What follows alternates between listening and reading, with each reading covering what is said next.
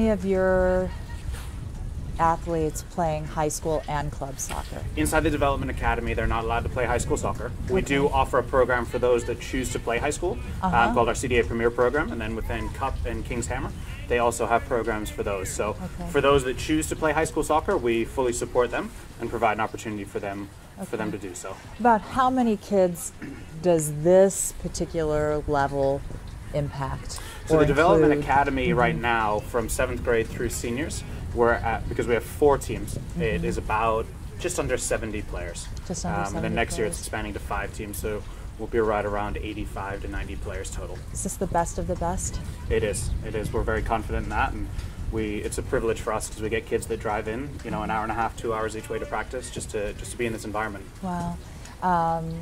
Some high school coaches might say you're taking the best of the best from us. And what do you say to that? Yeah, and I understand that sentiment, and it's tough because we've all been in that, and I think at the end of the day, we always have to look at what is best for each individual player.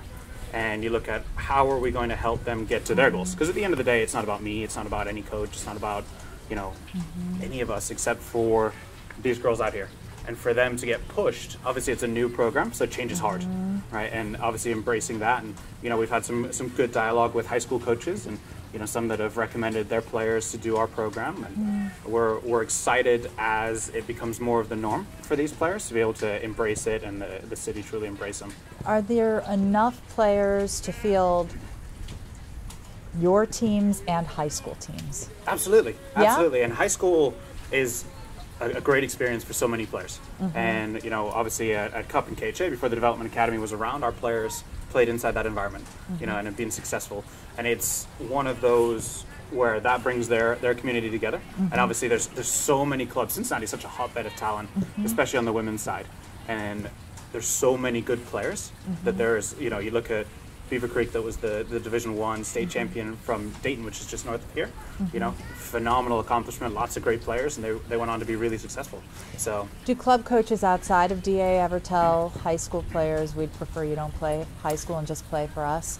I think you always get some of that, and it's unfortunate. I think that adults, in terms of coaches, shouldn't be involved in that decision. Do high school coaches say that to their players, don't play club?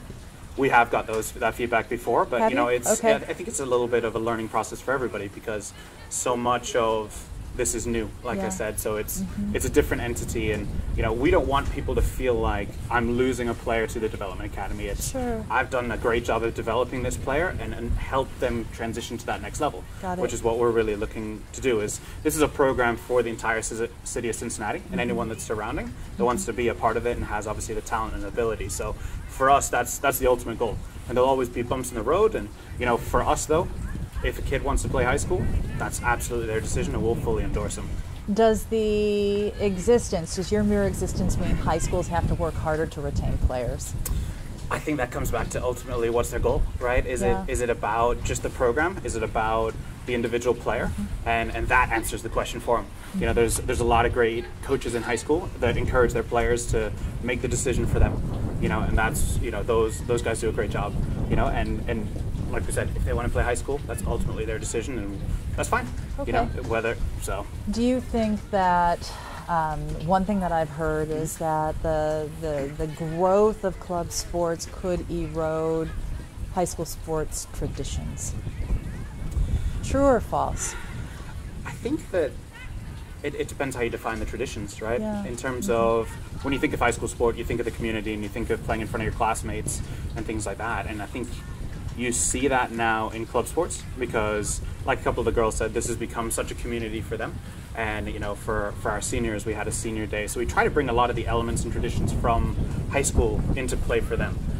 So they had a senior day, and their friends and their family and their former teammates and coaches all came out and got to see them be honored at halftime of one of the games. And they've got the opportunity to set new traditions, while those who maybe didn't have the opportunity before in high school to be a part of that now get to be a part of those traditions for their schools. Okay. What does club offer? What does Cincinnati DA offer that high school can't? I think the big thing is a real elite level of competition. And when I mean that, I mean the training environment, I mean load management for them with injuries, and then exposure. So it's one of those, every single one of these girls has an ambition to play at the highest possible level. And for us, it's about how do we create an environment for that. So in club, in high school, in all these environments before, it was kids were playing 3-4 games in a week at times, and it's just, you think about the physical toll and the mental toll that takes on these student athletes. That's the combo of club, high school? So so because they can't play club and high school at the same time, so even non-development academy, they have a high school season, and a lot of times there are 2 or 3 games in a week, and then in club season it happens as well, you know, because they've got showcases where they sometimes have to play multiple games in a weekend, youth tournament, stuff like that. It takes such a physical toll on their bodies that, you know, that's where you lead to injuries. And you look at how many ACL injuries, especially in the female game, that happen, that, you know, the big thing that US Soccer said is, okay, if we control the environment and we up the level of the competition and reduce the number of games, because at the end of the day, what are the players getting out of a game that they win 6 or 7-0?